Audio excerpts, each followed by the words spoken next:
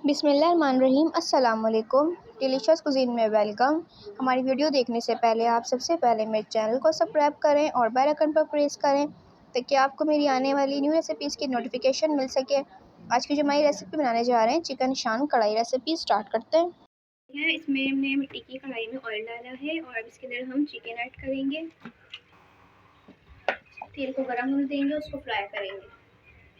देखिए ये फ्राई हो रही है, यहाँ पे चिकन को फ्राई कर रहे हैं। देखिए बिल्कुल जो है ये फ्राई हुई है। अब इसमें हम प्याज ऐड कर देंगे, उसको थोड़ा सॉफ्ट होने देंगे।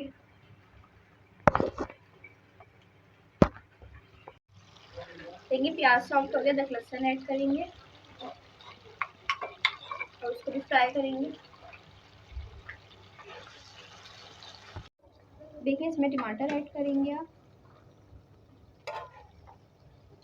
अब इसको भी सॉफ्ट होने देंगे। देखिए जी, अब इसमें हम ये शान का कढ़ाई मसाला जो है ये ऐड करेंगे। ठीक है जी, ये मैं 2 खाने के चमचे इसमें ऐड कर रही हूँ।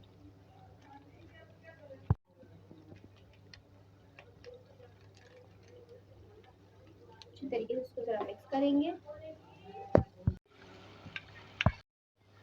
और इसकी भुनाई कर लेंगे इसके साथ।